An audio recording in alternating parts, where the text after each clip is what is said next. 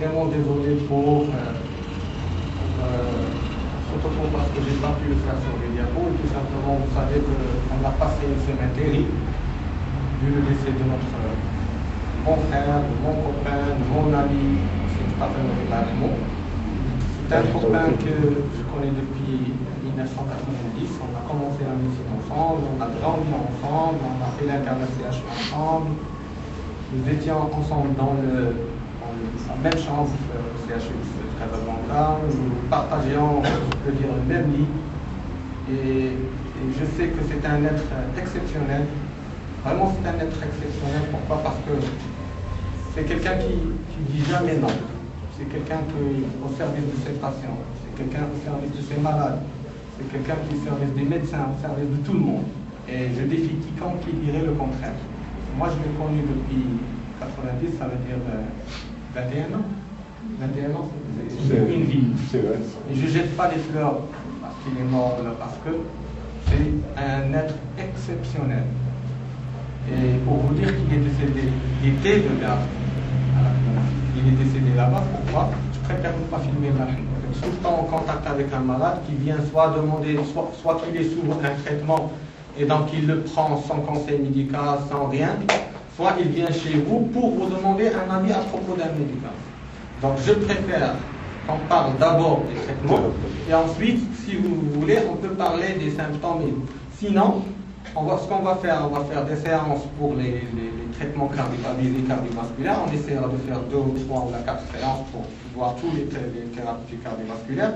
Et en même temps, on fera un quart d'heure ou 20 minutes pour les questions et vous pouvez poser toutes les questions que vous voulez. Je suis prêt à répondre à toutes les questions. Et donc, il était prévu que je traite les diurétiques et les inhibiteurs de l'enzyme de conversion. Malheureusement, je n'ai pas eu le temps du fait des circonstances que vous connaissez tous. J'ai traité juste les diurétiques. Je vous promets que la prochaine fois, Inch'Allah, ça sera les IUC et les ARA2, puisque c'est la même famille, plus des bêta-bloquants par exemple. Comme ça, on aura le temps de voir tous les thérapeutiques cardiovasculaires. D'accord? Et la prochaine fois, ça sera Inch'Allah sur des diapos, et comme ça sera plus. Donc, les diurétiques, quand on parle d'un diurétique, qu'est-ce que ça veut dire un diurétique? Comme leur nom l'indique, ça veut dire que ce sont des médicaments qui agissent sur la diurèse. C'est-à-dire que ce sont des médicaments qui augmentent la diurèse. Pourquoi on les donne? On les donne dans plusieurs objectifs. Ça veut dire soit pour traiter une hypertension artérielle par le biais de la volémie, réduire la volémie. Je vais essayer si vous m'arrêtez, si vous ne comprenez pas quelque chose, vous m'arrêtez. Les propos classiques, vous pouvez m'arrêter comme vous voulez. Parmi les facteurs d'hypertension, l'asbab de l'hypertension, les facteurs qui indiquent la volémie, la volémie tira, le sang, le volume à l'intérieur des vaisseaux qui vont tirer, c'est une hyperpression. Une fois qu'il y a un tira, c'est que la pression augmente. Donc, les diurétiques, ils peuvent agir sur ça. En réduisant la volémie, ils font baisser l'hypertension. Donc, quand on parle d'un diurétique, ça veut dire que c'est un médicament qui agit essentiellement sur la diurèse. Donc, il agit essentiellement sur l'eau et sur le sodium. Donc, c'est beaucoup plus sur l'eau et sur le sodium. Et le reste, les autres métabolites, ce sont des métabolites qui viennent au fur et à mesure. D'accord? Donc, avant de démarrer, avant de rentrer dans le vif du sujet, si on dit diurèse et accent sur la diurèse, ça veut dire que ce sont des médicaments qui agissent sur le rein. Donc, automatiquement, avant de savoir comment il agit, il faut d'abord qu'on sache ce que c'est qu'un rein. Comment fonctionne un rein? C'est quoi un rein? Pour pouvoir dire comment vont agir. Le rein, son rôle essentiel, c'est la filtration. Mais la filtration se fait comment? Filtration, ça veut dire qu'il y a du sang qui passe par les reins, il est filtré, les déchets sont pris, sont éliminés dans les urines, et le reste, il est rentré dans le sang. Ce qui est le sang qui passe filtré et qui sort. Et donc, le rein, c'est quoi? C'est un ensemble de néphrons. Le rein, qui dit milliards et des milliards, c'est comme ça. Là, on va prendre l'unité fonctionnelle, on va prendre l'unité fonctionnelle. Vous voyez le néphron. Donc, tout le néphron, il filtre une partie du sang. Au minimum, tous les néphrons, il y a des milliards et des milliards, et que la durée reste le. Et c'est quoi le néphron? Le néphron, il est formé par quoi? C'est quoi le glomérule? C'est quoi le glomérule? Ou le rebelle? Il est fait comme ça. Puis, il y a le type contourné proximal. Je dessine mal. Vous laissez venir commence à être ancien. Donc, il y a le type contourné proximal. Il y a l'anse de ND.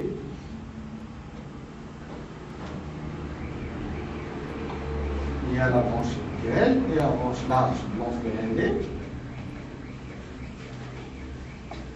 Il y a le type venir sans bord. Pratiquement, je pense qu'il y a une filtration de 60 ml par seconde. Vous imaginez la machine.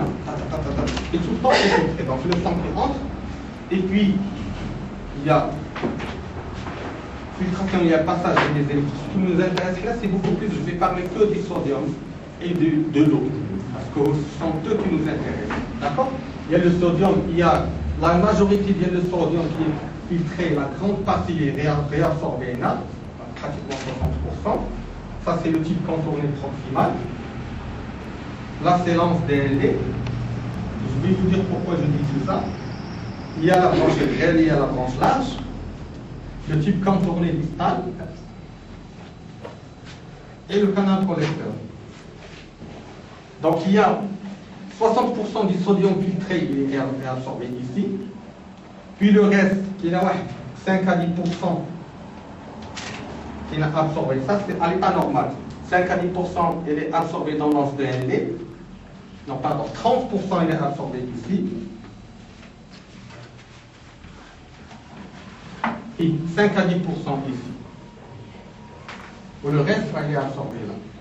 Pourquoi on a parlé, je parle de ça? Parce que les médicaments les diurétiques, ils ont trois grandes familles. Ils ont les diurétiques de l'anse, les le lazilic, c'est le furosémide. Comme leur nom l'indique, ce sont des médicaments qui agissent sur l'anse de Henle. Donc ce sont des diurétiques de l'anse. Je vais me permettre de discipliner, c'est interdit, non commercial, parce que c'est ce qu'on a d'ailleurs. On a le lazilic, je pense le furosémide, le diurésan. C'est la famille, on va dire les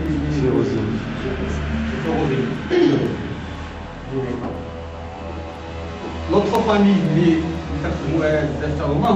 les diurétiques thiazidiques. Et les thiazidiques agissent au niveau ici. Halash, donc vous connaissez le diurétique, la dactazine, le fluidex, le vitamine, il y en a moins, beaucoup de médicaments que vous connaissez. Et d'ailleurs, on utilise beaucoup pour l'hypertension. Et pour vous dire, ce sont les médicaments les plus anciens. Donc, ce sont eux qui ont donné leurs preuves, qui ont montré leur efficacité. Comme ça, on en parlera au fur et à mesure. Et il y a les médicaments qui agissent, qui nous sont les épargneurs potassiques. Pourquoi les épargneurs potassiques? Ce sont des médicaments, les canatérons, au cas, quand on leur donne, on n'a pas peur qu'il y ait une hypocalémie. Le problème majeur des laziliques ou les furosémides, les diurétiques de l'anse ou les diurétiques thiazidiques, c'est l'hypocalémie, qui est l'observe potassium. Et donc ça, on en parlera peut-être les complications. Pourquoi je dis ça? Parce que je vois beaucoup de malades senso-diurétiques qui n'ont jamais fait de bilan. Et amusez-vous à leur demander de faire une calémie, vous allez voir. Coulomb qui gît avec une calémie basse. Et ça, c'est grave. L'hypocalémie, ça peut donner des morts subites, ça peut donner beaucoup de choses. Donc, par contre, pardon? Ça peut donner même le torsade de pointe. Oui, c'est pas ça que ça donne. Le torsade de pointe, puis ça s'appelle la mort subite. Et le type collecteur, vous m'avez dit là où agissent ce qu'on appelle les épargneurs potassiques. Ce sont des médicaments qui, au contraire, qui font une hypercalémie. Parce que voilà, il retient le potassium, il ne jette pas le potassium. Pourquoi je vais rapidement, je ne vais pas entrer dans les détails, comment ça se fait, comment ça agit sur les pompes ATP, NAP, ça ne nous intéresse pas. Tout simplement pour vous dire que, quand on veut, c'est un mécanisme chimique, vous connaissez que la continue de osmolarité, c'est contre l'intérieur, de l'extérieur, jusqu'à la membrane. Donc quand on fait entrer le sodium, automatiquement on fait sortir le potassium. Ce qui cause un équilibre. Ce qui fait que le problème de la fuite potassique. avec aussi qu'on dit H2O, quand on fait aussi sortir de l'eau, c'est un problème de l'acidose, c'est qu'on le cas. Moi, je ne veux pas entrer dans ce détail. Ce que je veux que vous sachiez, c'est qu'il y a 3 types. Étape par étape, je préfère passer des messages comme ça qu'on essaie. Il y a 3 types. Que les diurétiques, c'est essentiellement il agit sur des néphrons. C'est beaucoup plus il agit sur la diurèse et il agit sur le sodium. C'est par le biais de l'eau et du sodium. Et troisièmement, qu'il y a 3 types de diurétiques. Il y a les diurétiques épargneurs potassiques, qui agissent au niveau du fil collecteur, il y en a pas beaucoup, hein. Il y a spironolactone, il y a l'aldactone, il y a l'aldactazine aussi. Il y a un qui vient les prix. Là, c'est les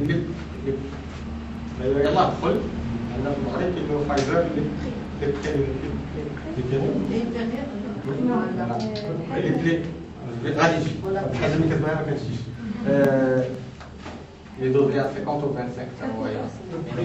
Non, c'est les diurétiques. Les plérinones, comme le nom commercial, l'essentiel radigie. Donc, les 3 groupes qu'il faut savoir là, qu'il y a les 3 importants, qu'il agit sur la diurèse, que du fait qu'ils font entrer sodium, donc il y a automatiquement des perturbations des électrolytes, et qu'il faut toujours surveiller ces électrolytes, et que le risque majeur des médicaments, c'est beaucoup plus l'hypocalémie. Deuxième des choses qui nous intéresse, soit la pharmacocinétique. Ça, c'est important de parler de la pharmacocinétique. Pourquoi parler de la pharmacocinétique? Parce que ce sont des médicaments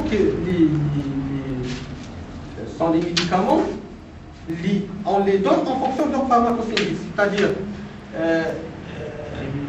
les indications, c'est beaucoup plus en fonction de la pharmacocinétique. Qu'est-ce que ça veut dire pharmacocinétique? Un médicament qui a une durée d'action longue et qui a une demi-vie longue, il est bien, je peux le donner en monoprise. Et les médicaments qui ont une demi-vie courte, il faut leur donner en plusieurs prises. Deuxièmement, donc, les diurétiques de Lens, les diurétiques de Lens, les OMA, les furosémides par exemple, ils ont une action brève, leur action entre 3 à 4 heures, et ils ont une forte action natriurétique. Avec les malades qui prennent le Lasix, ils font le Dégazan par exemple. Je dis toujours, je me couche à l'image avec les laboratoires. Un jour, je vais dire la publicité chez Haja. Donc, je donne des noms, je n'ai pas le droit de donner des noms à cas, mais juste pour approcher. Donc, maintenant, quand on le donne à quelqu'un, automatiquement, juste après, on a dit une diurèse forcée, ou l'action dialogue, il n'est pas durable.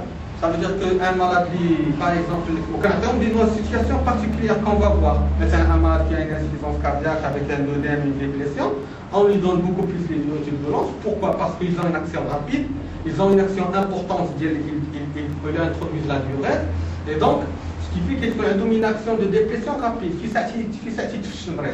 Je vous donne une anecdote, je me dis que ça y est, chez Topo, là, quand le Lasix injectable à faire dialogue. Et donc, c'est là qu'il sort juste après, mais il passe le temps.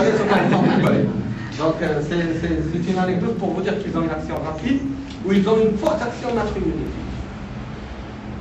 En contrepartie, une chose qui est très flagrante, on les donne de l'hypertension. Et ça, il ne faut pas le donner. Ce ne sont pas des médicaments de l'hypertension. Pourquoi? Parce qu'elle a une action rapide ou une action de déplétion, mais qu'est-ce qui se passe maintenant, par exemple? Vous allez voir beaucoup de les malades qui disent j'ai eu une tension qui a une crise, il a eu une crise, il a piqué une crise, les urgences qui déroulent une injection des diurétiques, il fait pisser, il se calme, il dans la tension, il y a tension, il s'est normalisé. Pourquoi? Parce que juste il est resté, il est assis un petit peu, il s'est calmé un peu, ça fait machine l'action diurétique.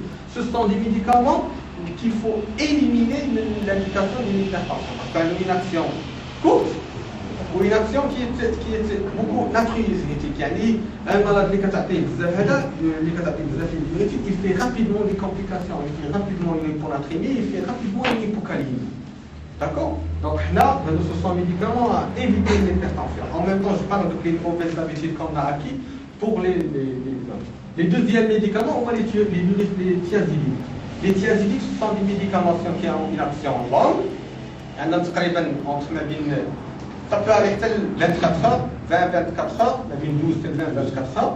C'est pourquoi quand on fait l'hypertension. Parce que ce sont des médicaments qui font baisser la tension, ou dès que la baisse de la tension, qu'elle pas stable. D'accord? Donc dès que la baisse, qu'elle pas stable, ce sont des médicaments. Et deuxièmement, ce sont des médicaments qui n'ont pas une action natriurétique importante. Alors vous voyez les malades les thiazidiques ou les dapamide par exemple, ce sont des médicaments qui ont une action importante. Ils le prennent, au début c'est vrai, parce que l'oul a de double action. Première action, parce qu'il y a une action de la diurèse. Donc quand il le prend pendant 2-3 jours, une semaine, parce qu'il y a une diurèse, donc maintenant il passe presque une diurèse normale. Parce qu'ils ont une action prolongée, ça la diurèse, qu'est-ce qu'on fractionne.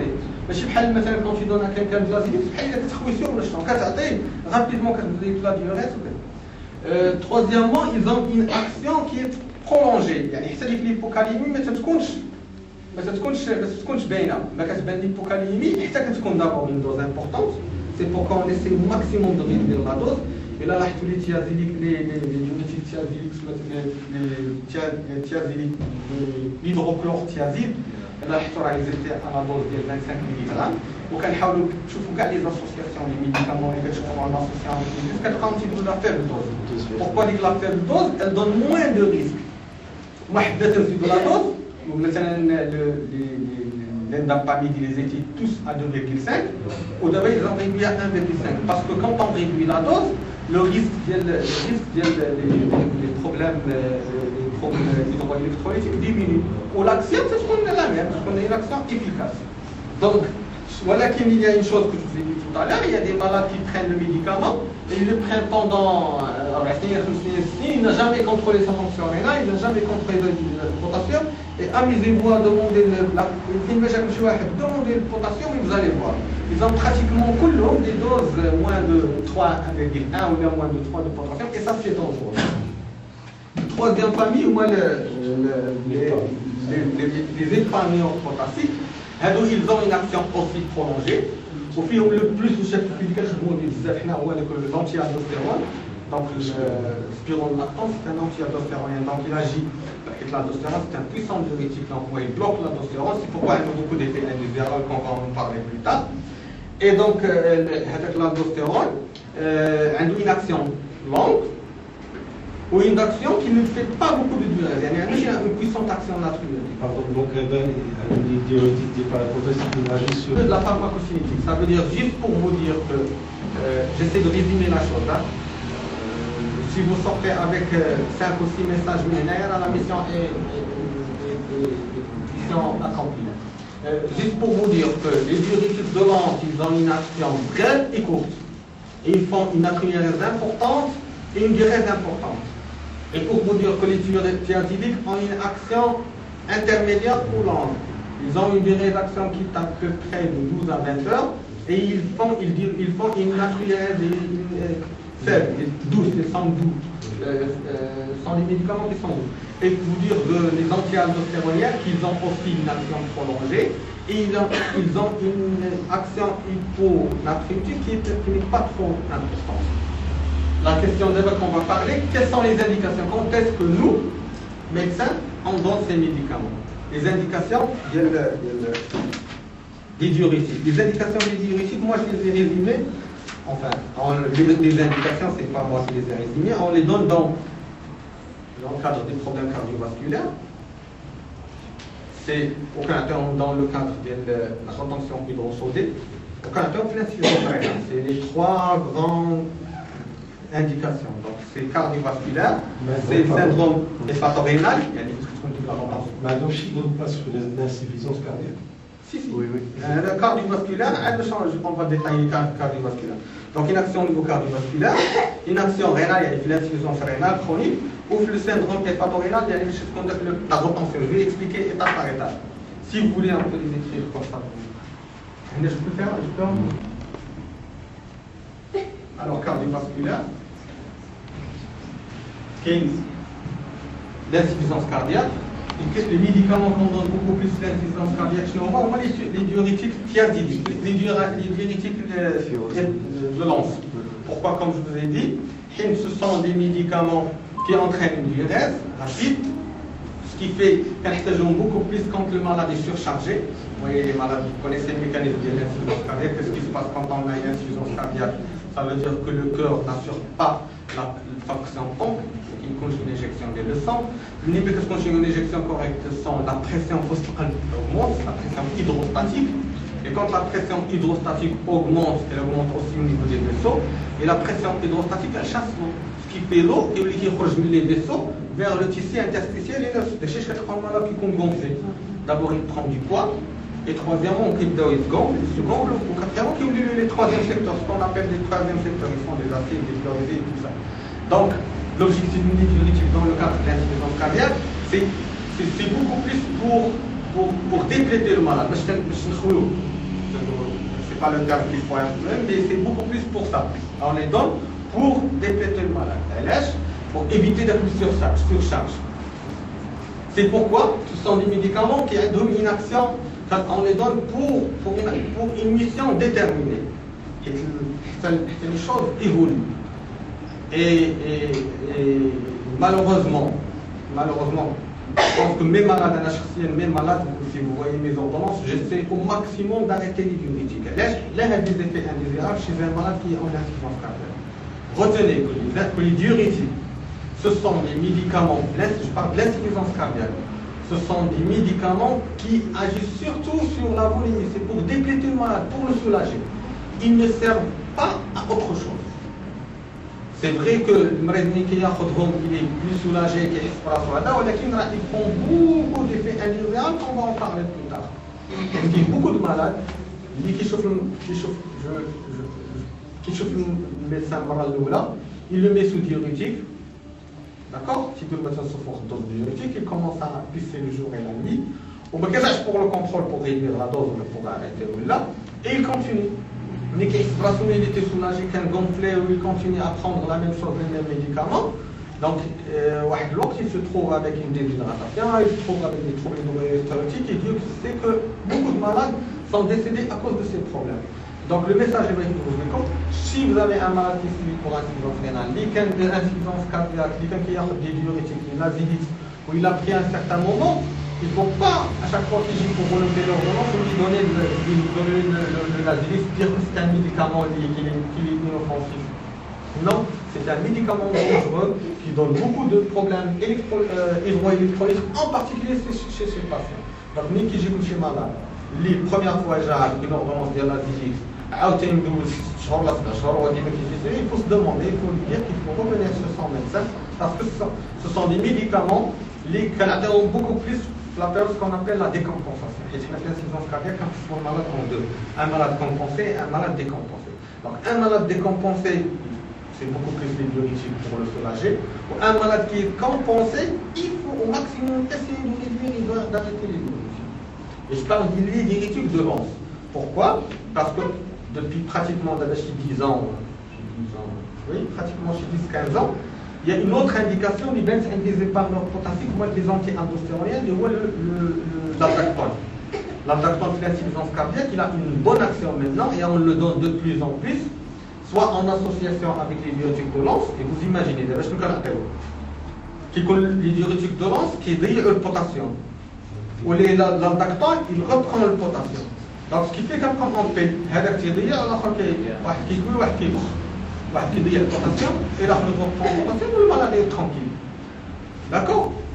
Est-ce qu'on a les anti-aldostéroniens qui ont beaucoup plus serré pour une autre action, l'aldostérone, c'est-à-dire qu'elle dit la fibrose. Elle aggrave la fibrose. Donc les maladies qui ont une insuffisance cardiaque, l'aldostérone tire.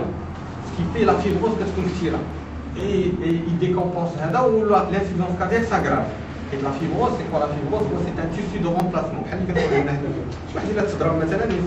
de la fibrose. C'est le remplacement d'un tissu spécialisé par un tissu non spécialisé. Ce sont des fibroblastes. c'est un tissu de remplacement. باش تكون شي جرحه تكون la même chose au niveau des poumons مثلا شي واحد اللي دار la tuberculose ولا كيولي un tissu de remplacement. La même chose في القلب les cellules musculaires تيمشيو تيوليو la fibrose ولا fibrose elle est pas bien, elle est dangereuse pour le corps. داكشي علاش دابا حتى l'aldaquan كنعطيوه. Donc si un malade en insuffisance cardiaque, pour résumer la chose et pour passer le message suivant, un malade qui est traité pour insuffisance cardiaque décompensée, alors vous allez trouver chez lui les diurétiques de l'anse, et vous allez trouver chez lui un épargneur potassique.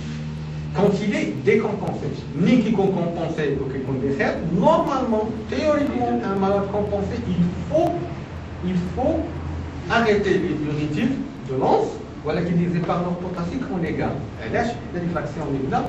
Pour vous dire, les épargneurs potassiques, vous connaissez l'aldaquan qui est 75.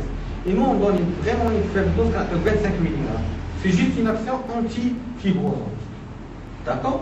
Donc, et deuxièmement, le deuxième message, si vous avez des malades qui connaissent avec une ordonnance, les diurétiques, il faut demander, pouvez-vous même vous laisser des potassium, vous pouvez faire le potassium, on a déjà soit c'est surtout il faut surveiller le potassium ou la fonction rénale, moi il beaucoup plus.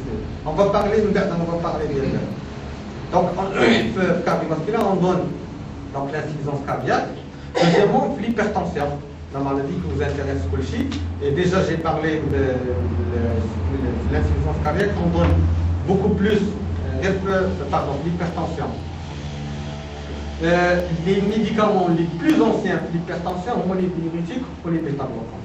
Pour les diurétiques, elles sont primordiales pour le traitement de l'hypertension. Troisièmement, vous voyez qu'il y a les firmes pharmaceutiques, des nouveaux médicaments, qu'il y a vraiment une guerre. باش هذوك اللي كيكونوا غاليين pour qu'ils prennent la place. Les laboratoires ils font les mains et les pieds mais ce sont des indications particulières. بحال مثلا كنعطيوهم عند les maladies عندهم un syndrome de Cox, des hyperaldostéronisme. هذوك تنعطيوهم باسكو اللي كاين كيكون معروف سي كيلكان كي مثلا une anomalie du surrénal, une personne du surrénal, il a un adénome d'icône, ça veut dire que ce sont des médicaments ce sont un malade qui sécrète beaucoup d'aldostérone. Ou كنعطيو l'anti-aldostérone pour bloquer l'aldostérone, ce qui fait qu'elle traite la tension. Actuellement, je ne veux pas entrer dans les détails, devant une HTA résistante, les anti-aldostérone commencent à avoir plus de place. La cardiologie évolue de façon rapide. شحال من حاجة كنا تنقولوا contre-indiqué, il ne faut pas le faire, ou bien تنقولوا non, il faut le faire. مثلا l'insuffisance cardiaque كنا كنقولوا ما حتاش لي بيتا-بلوكون ولا le traitement de fond. دابا actuellement كنا كنقولوا ما خصناش ناسوسيو لي thiazidiques مع les anti-aldostéroniens. ولينا دابا on les associe. Un malade qui est sous diurétique, مثلا دابا l'attitude اللي كتكون par exemple un malade soit un IEC, par exemple un IEC, un inhibiteur calcique, un diurétique et qui garde la tension élevée, quand on lui donne un anti-aldostéronien, il répond très bien. Est-ce qu'il y a un mécanisme qu'on ne sait pas, il y a un mécanisme quelque part qui fait intervenir l'aldostérone. D'accord, donc retenez pour vous dire le deuxième message concernant l'hypertension artérielle, c'est que les médicaments qui se donnent, c'est beaucoup plus les thiazidiques et plus ou moins les anti-aldostéroniens. J'ai dit plus ou moins, ils ont des indications spécifiques. Les anti-aldostéroniens, en cas d'hypocalémie, puisqu'il y a une maladie d'hypocalémie, la meilleure façon de retenir le potassium, il y a des anti-aldostéroniens. Et le potassium oral, il est éliminé. Il y a une petite quantité de mécatrol, le reste est éliminé par les selles. La petite quantité, il n'est pas efficace. Mais les anti-aldostéroniens, ils sont efficaces. Donc, ce sont les deux grands mécanismes, ce sont les deux grandes indications en matière. Les EEC maintenant, nous avons quelque chose les anti-aldostéroniens. Il y a les EEC qui gardent pas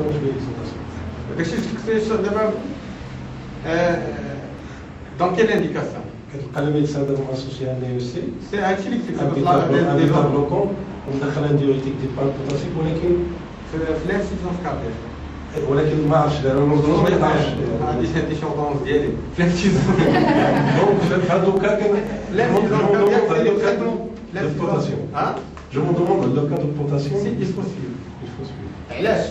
حيت les insuffisants cardiaques, les traitements de fond là-bas, il faut leur donner un IEC, il faut leur donner un bêta-bloquant, il faut ماشي n'importe quel bêta-bloquant, ماشي n'importe quel IEC, ou il faut leur donner un épargnant potassique. D'accord? هادو هما les traitements qui améliorent la fonction la fonction du cœur. أما le traitement frappé qui m'applique les autres médicaments, ce sont des médicaments qui ont une action symptomatique. Les diurétiques, les nitrés, l'aspirine, tout ça, les traitements de fond et l'insuffisance cardiaque, c'est ça. Donc, si ça termine en traitement diurétique, c'est vrai, ça me fait plaisir de l'entendre, il faut surveiller le potassium. Ce qui fait un mes malades quand je les vois, je leur donne un traitement, je leur dis vous revenez de contrôle dans une semaine, donc j'ai bien la fonction rénale, le potassium d'art, c'est obligatoire. Si c'est bien, ça ne veut pas dire j'ai mis dans 2 semaines, j'ai oublié le potassium en fonction rénale. Et j'ai pas mal de surprises parce que vous allez voir l'insuffisance rénale. Imaginez quelqu'un qui est en insuffisance rénale, déjà qu'il connaît un problème de filtration, ça veut dire qu'il connaît un taux de potassium tal, déjà vous voyez un taux de potassium tal, et quand il lui donne des épargneurs potassiques, c'est les complications, les complications accouchées. Si vous avez des questions en matière de les indications des diurétiques en cardiologie, pour remettre autre chose. Donc, deuxième indication, moi, l'insuffisance rénale. Vous connaissez qu'est-ce que c'est qu'une insuffisance rénale? L'insuffisance rénale, comme je vous ai dit tout à l'heure, le rein est formé par une glomérule, qui est des milliards et des milliards. Ou l'insuffisance rénale, quand le rein, définition de l'air, quand le rein ne filtre pas tout ce qu'on lui donne. C'est ça l'insuffisance rénale. Et pourquoi elle ne filtre pas tout ce qu'on lui donne? Il y a une altération des glomérules. Donc, je ne veux pas rentrer dans les détails de l'insuffisance rénale parce qu'on a l'insuffisance rénale pré-rénale, soit il y a le sang qui n'arrive pas de façon adéquate, ou là une insuffisance rénale, ça veut dire un problème au niveau des reins, ou là une insuffisance rénale post-rénale, quand il y a des vitiales ou des choses qui font. Donc, pré-rénale, c'est si on produit le sang qui n'arrive, rénale, c'est le rein qui est atteint, et post-rénale, ça c'est autre chose, je ne veux pas vous embrouiller l'esprit pour rien. Donc, quand il y a une insuffisance rénale, c'est des symptômes qui l'accompagnent. C'est ce qu'on appelle les diurétiques. Quand il y a une insuffisance rénale, avant même l'insuffisance rénale, مثلا beaucoup plus je vais chiffre des diabétiques, par exemple, qu'on voit les plus souvent. Quand un diabétique, il y a un diabète minimum 10-15 ans qui donne une complication. Qu'est-ce qui se passe? Le diabète qui est là, plus de 1,8, il est plus filtré.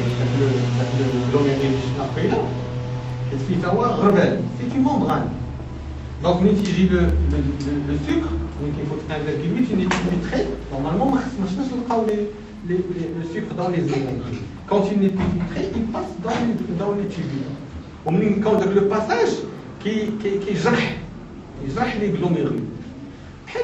L'exemple simple ديال شي غربان. الغربان اللي عنده داك الغربان ديال النيل وداك الرقيق، ملي كتكون تبدو بالسيد المطحون يمكن تيتجرح تيولي واسع. ملي تيولي واسع تيولي يفلتر plus les protéines. Quand il filtre plus les protéines, donc les protéines sont éliminées dans les urines. Au moment où tu dis protéines éliminées dans les urines, automatiquement tu veux une hypoalbuminémie.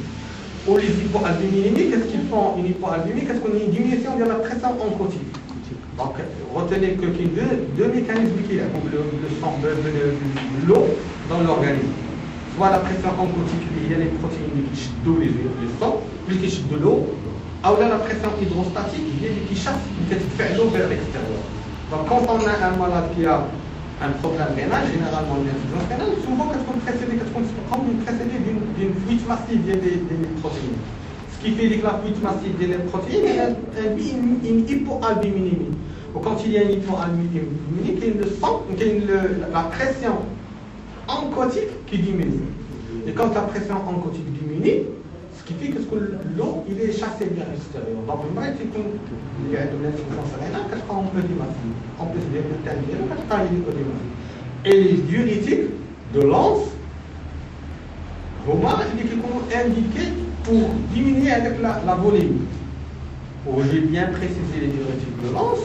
Je pense que si vous suivez, vous savez pourquoi. Parce que les diurétiques thiazidiques et les épargneurs potassiques sont contre-indiqués à quelqu'un qui a une insuffisance rénale s'il ne fait pas la dialyse. Pourquoi? Parce que, déjà le rein, il retient le potassium, et déjà le rein, quand il y a une insuffisance rénale, qui est déjà le problème de l'hypercalémie, et donc les diurétiques thiazidiques et les diurétiques d'épargneurs, il faut les éviter, et on les donne beaucoup plus.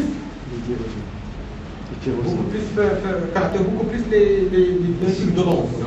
Enfin, mais beaucoup plus, on ne donne que les diurétiques de l'once. Pour cela, il faut les éviter parce que c'est le problème de l'hypercalémie. Même des malades qui sont hypertendus, quand on voit, je vais tout de suite vous dire, il y a les diurétiques thiazidiques qui sont contre-indiqués quand il y a une insuffisance rénale, il y a la clairance de la créate qui est inférieure à 30, il y a la filtration qui est assez sévère, ou les épargneurs potassiques qui sont contre-indiqués, mais qui sont de 60. Parce que ça remet le risque de l'hyper. D'accord?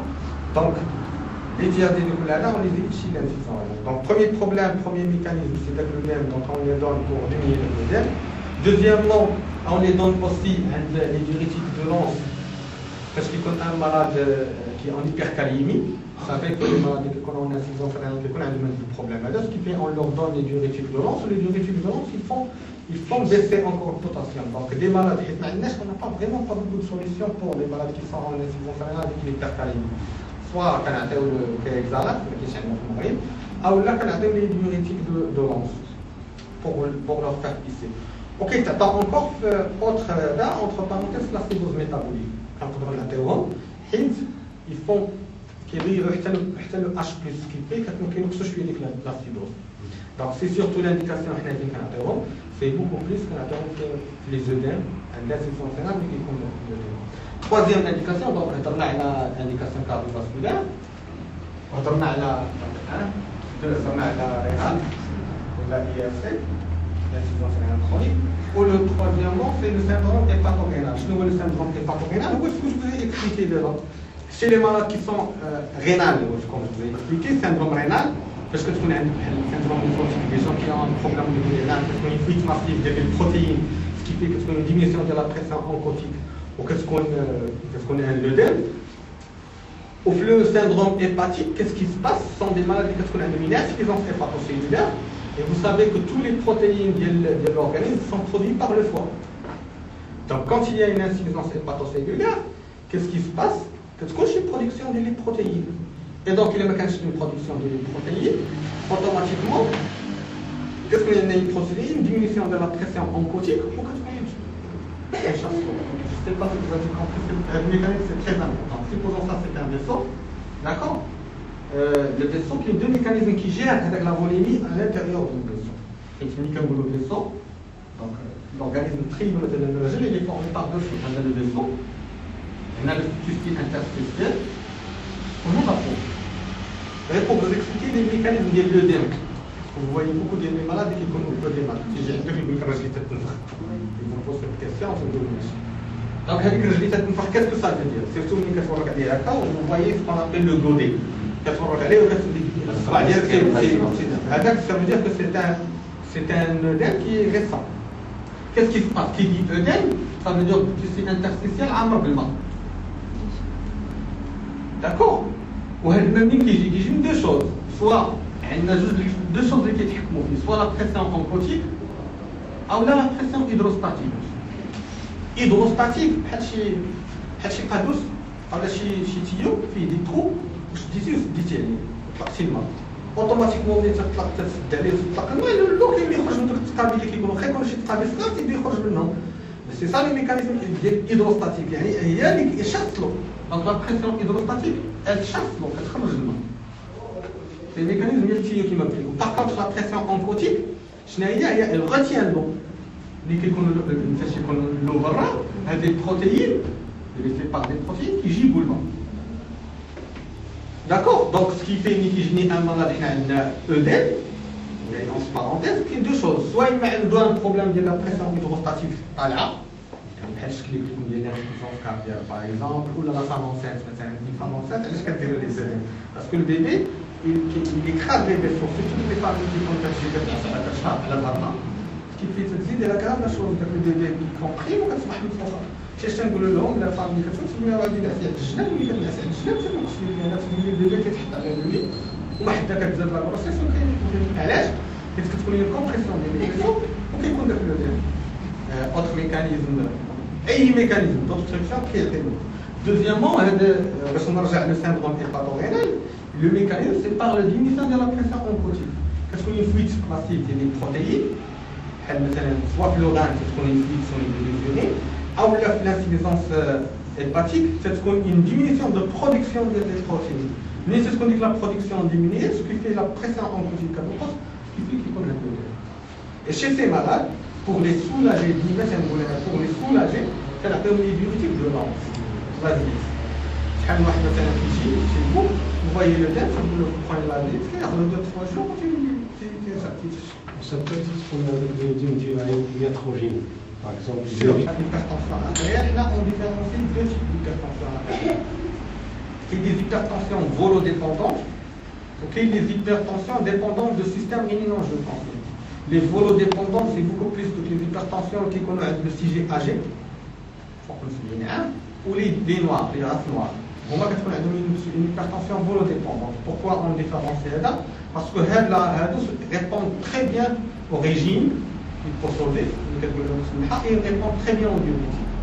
Donc les indications privilégiées de l'hypertension des diurétiques, le sujet âgé ou la race noire. Ou attention, sujet âgé risque de déshydratation, risque de problèmes protéines électrolytiques, ou les sujets âgés tolèrent mal la déshydratation et tolèrent mal les problèmes électrolytiques.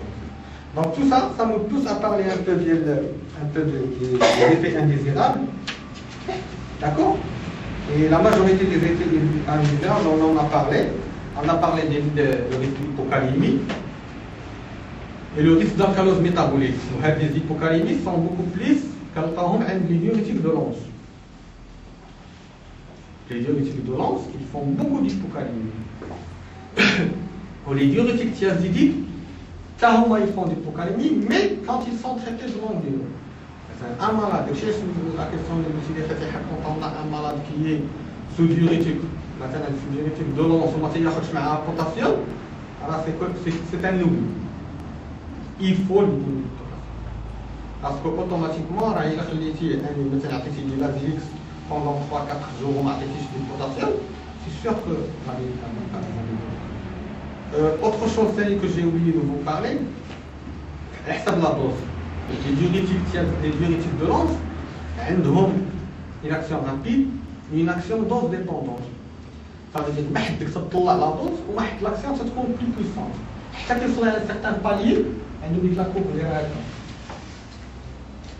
هكا اي سا سوسا بيس كتعطي تقريبا شي 80 ملغ باغ جور كي اورال بار لا اورال دونك عندهم une action comme ça ما حدك تطلع لا دوز plus on augmente la dose plus l'action ديال الناتريوتيك augmente حتى كتوصل على سيغتان بالي puis ça s'arrête. D'accord? Les diurétiques thiazidiques, enfin, une action, la dose courte, mais une action importante. Une fois que tu dis la dose, tu te les complications, plus tu ne gagnes rien. Quand tu donnes, quand tu augmentes la dose, tu te dis d'effecter pour faciliter la chose. Il a 20 mg de Lazilix, il va me pisser maintenant. Il va me pisser par exemple 7 ans. Si je lui donne 40 mg, il y a 1 litre. Si je lui donne 80 mg, il y a 2 litres. Donc, je vais dire que la dose, mais quel fout 80 mg, il y a 160, il y a le fait dialogue qui s'arrête. Par contre, les thiazidiques, l'indication de beaucoup plus, on ne les donne pas pour la volume. Et l'action de la volume est rapide, il faut dépasser 2 litres, ça fait une action retenue. Je veux m'enrichir d'autres choses parce que même une action vasodilatatrice. Ils sont bien l'hypertension. Mais, un malade qui est sous thiazidique depuis pas mal de temps, il faut surveiller son potassium. Même une faible dose. Il faut surveiller le potassium. Vous allez avoir des surprises parce qu'il y a beaucoup de malades اللي كيمشي كياخذ ان تريتمون كيحس براسو بخير وما كيبقاش يشوف الميديسان بعد سنين عاد كيلاقى. دونك اوتوماتيكمون سي vous avez un malade qui vient avec une ordonnance ديال الديوريتيك vous lui demandez شحال هادي ما شفتي الدواء تيقول لك ما شفتوش مثلا عامين 3 سنين 4 سنين قول له سير دير بوتاسيوم الا ما بغاش يمشي يشوف طبيب والله يحسب العامين ما قادش ما عندوش ديال لا كونسلطاسيون يمشي كيدير بوتاسيوم يكون با بوكو et vous allez voir vous allez trouver d'accord. Donc premier problème moi les hypokalimies. Deuxième problème moi les hyperkaliémies. Et donc vous imaginez les hyperkaliémies d'une insuffisance beaucoup plus avec des épargneurs potentiels et en particulier l'aspirone lactante. Et encore leur action elle est aggravée par les autres médicaments. Surtout les UEC. Les UEC, les aradeux ou les anti-inflammatoires comme on dit. Les anti-inflammatoires il aggrave les anti-inflammatoires vraiment sont très dangereux. Un malade qui a une insuffisance rénale qui a une insuffisance cardiaque, on donne des anti-inflammatoires, on a un hal et c'est très grave. Beaucoup de malades sont décédés à cause des anti-inflammatoires. À titre qui qu'on a des personnes au monde dans mon cabinet, je les comprends. On a fait un antalgique, on a fait un nom, ou les anti-inflammatoires, je les comprends. Je ne sais pas si on va aller chez Sina ou si on va aller chez Tayara, parce qu'il y a des gens. Je disais, les malades décompensent à cause de ça. Les anti-inflammatoires sont très dangereux. Avant, on disait les anticorps de non, mais non. Tous les anti-inflammatoires sont dangereux. Il faut éviter. Si vous avez les commobiles gastro, d'avoir un problème de respiration, ou qu'il y a quelqu'un qui a un problème cardiaque, un problème rénal, évitez les anti-inflammatoires. C'est vraiment ça déstabilise. L'autre problème que بالنسبه للزوجات كلشي ولا مستويدين غير مستويدين les anti-inflammatoires non stéroïdiens. Question intelligente. Non, les anti-inflammatoires non stéroïdiens. Pourquoi par les anti-inflammatoires stéroïdes les corticoïdes. Les corticoïdes ils donnent autre chose, autre problème. On peut leur donner une action brève, il a une inflammation pendant courte durée 5, 6 jours, 7, 10 jours, sans problème. Voilà, une fois dépassé 12 jours, 15 jours, il y a d'autres complications.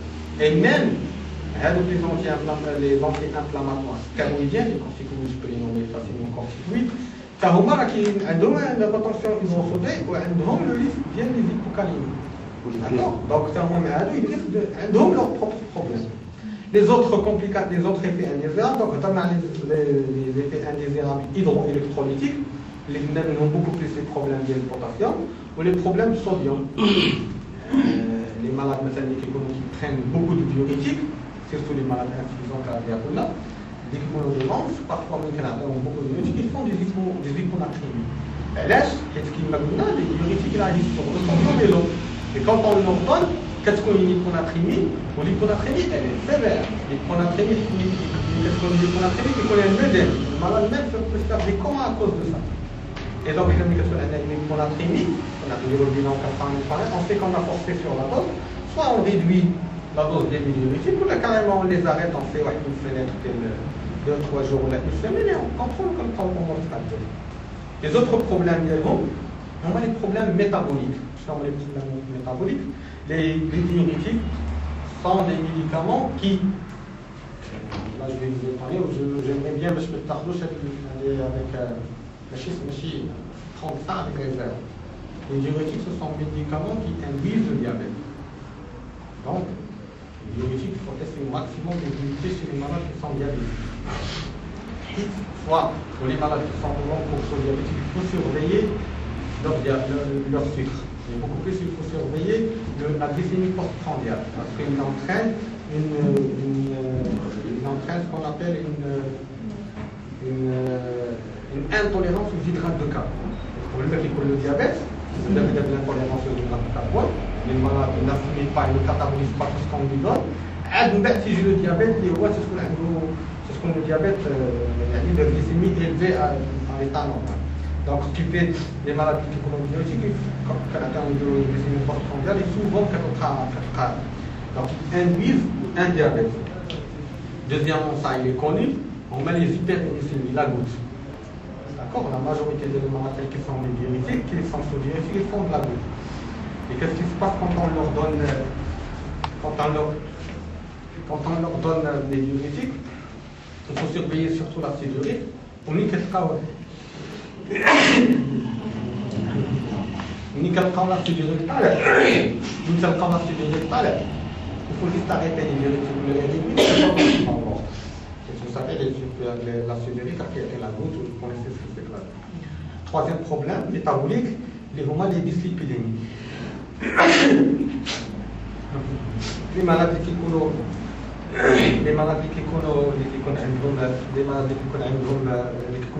ils font beaucoup de problèmes de dyslipidémie, d'hypercholestérolémie, d'hypertriglycéridémie, d'hypercholestérolémie. D'accord?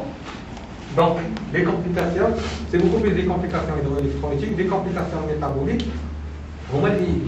D'abord, on a l'autre étape, liée à la surveillance. Comment surveiller un malade qui cause de diurétique?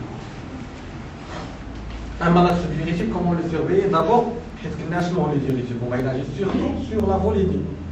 D'accord? Donc, quand on parle de la volémie, il faut beaucoup plus pousser les malades. Un malade sous diurétique, la première des choses, il y a des cancers, il va baisser son poids. Est-ce que le malade c'est souvent qu'il y a une retention là.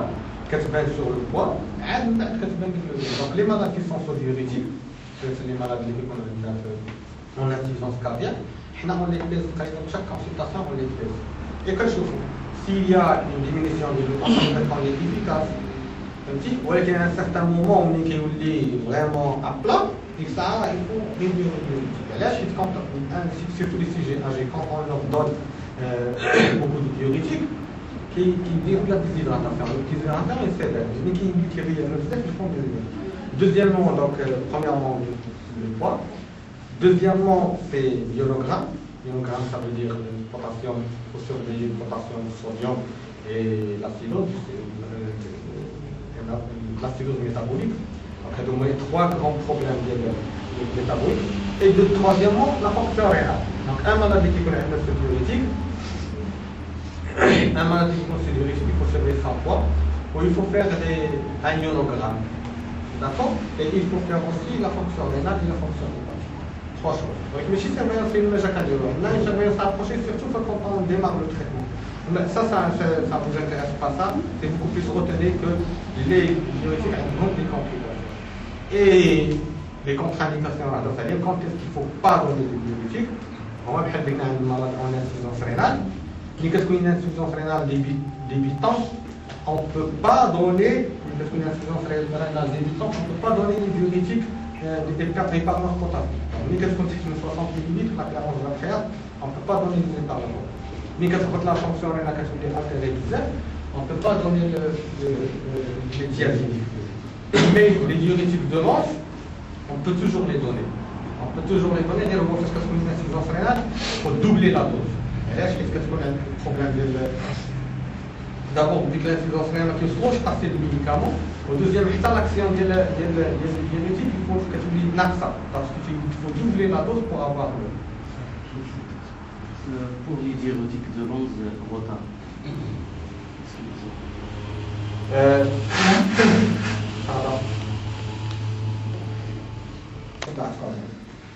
Les diurétiques, quand on dit un diurétique, quand on dit un diurétique, c'est un médicament qui agit sur le sodium et l'eau. Donc il agit surtout au niveau des neurones. Il y a trois types de diurétiques. Les diurétiques de l'anse, il agit sur l'entraînement. Les diurétiques diazédiques, il agit sur le type quand on est distal. Pour les diurétiques épargneurs potassiques, il y a d'autres diurétiques qui agissent sur le type quand on est proximal. On dit que je beaucoup plus les hypertensions intracrâniennes. Le Xipamil qui est un homme énorme. J'essaie de vous donner les messages, bien il fait. Ça ne sert à rien de vous. Donc, il y a trois grands. Retenez les indications quand est-ce qu'on les donne, les indications un peu particulières, qui ont des indications cardiovasculaires, des indications rénales et des indications pour le syndrome hépatorénal. Il y a des cas beaucoup plus pour vider le malade. Retenez le message que quand on a donné diurétique, on va les trois indications. Donc, les indications cardiovasculaires, c'est beaucoup plus dans l'hypertension artérielle.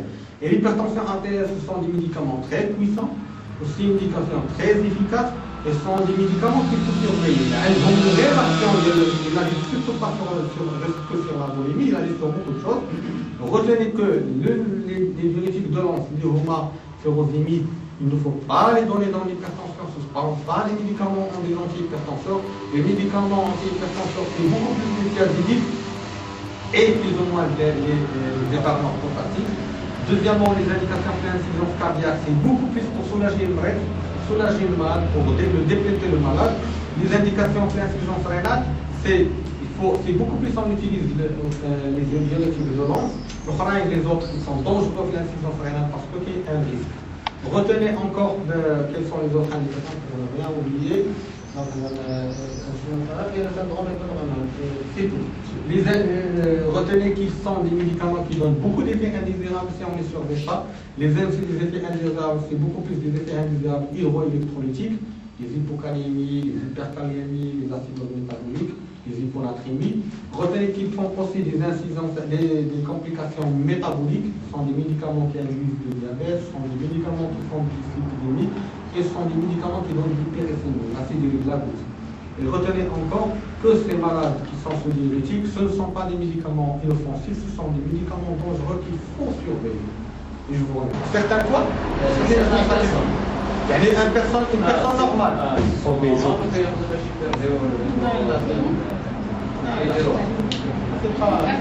Je pense que